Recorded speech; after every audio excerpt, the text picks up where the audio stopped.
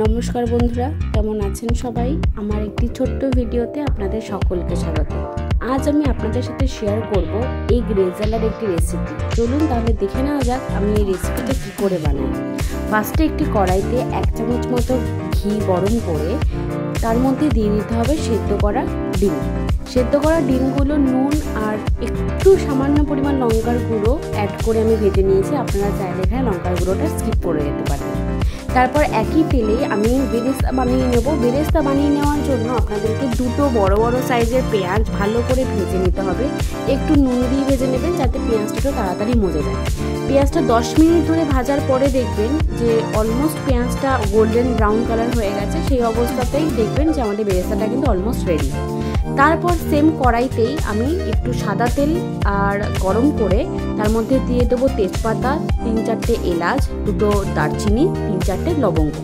ভালো করে ভেজে নিয়ে তার মধ্যে আমি অ্যাড করব পেঁয়াজ, একটু আদা বাটা আর একটু ধনে গুঁড়ো। ভালো করে মশলাটাকে কষিয়ে নেওয়ার পর আমি দিয়ে দিলাম পেঁয়াজ আর কাঁচা লঙ্কার পেস্ট। ভালো করে মশলাটাকে কষিয়ে নিতে হবে। ভালো করে কষিয়ে নেওয়ার পর তার মধ্যে আমি অ্যাড করব 2 বড় চামচের টক দই। টক দইটা দিয়েও ভালো করে কষিয়ে নিতে হবে। তারপর আস্তে আস্তে যখন দেখবেন যে তেল বেরোতে শুরু করেছে সেই পর্যায়ে আমরা দিয়ে দেবো স্বাদমতো লবণ। লবণটা দিয়েও ভালো করে একসাথে মিক্সড করে নেব ভালো করে। তারপরে আমি অ্যাড করব এখানে কাজু বাদাম আর কিশমিশ বাটা। কাজু বাদাম আর 15টা কাজু 15টা কিশমিশ একসাথে জলে ভিজিয়ে রেখে দিয়েছিলাম 15-20 মিনিট। তারপর আমি সেটাও অ্যাড করে দিলাম এটার মধ্যে। মশলাটার মধ্যে অ্যাড করে দেওয়ার পরেও মশলাটা একসাথে সব কিছুর সাথে মিশিয়ে নিতে হবে। আর এখানে কিন্তু জল ব্যবহার করা যাবে না। আমি এখানে কিছুটা পরিমাণ র মিল্ক অ্যাড করেই আমি কিন্তু মশলাটাকে কষিয়ে নিয়েছি জলের পরিবর্তে। এই পর্যায়ে আমি অ্যাড করে দেবো বেরেস্তা, কিছুটা পরিমাণ বেরেস্তা, পুরোটা নয়। কিছুটা পরিমাণ বেরেস্তা অ্যাড করে দেওয়ার পরেও ভালো করে মশলাকে কষিয়ে নিতে হবে। এরপরেও আমি 1 কাপ মতো দুধ অ্যাড করব। আমি আবার দেখুন অল্প করে র মিল্ক অ্যাড করে আমি মশলাকে কষিয়ে নিচ্ছি। মশলাটা থেকে যখন দেখবেন আস্তে আস্তে মশলাটা কষে তেল বেরোতে শুরু করছে সেই পর্যায়ে আমি দিয়ে দেবো অনেকটা পরিমাণ, এই কাপের 1 কাপ পরিমাণ র মিল্কটা অ্যাড করে দেওয়ার পর দেখবেন যে একটু হয়ে গেছে, মশলাটা অলমোস্ট রেডি। সেই পর্যায়ে আমি দিয়ে দেবো সেদ্ধ করা ডিম বা ভিজে রাখা ডিম।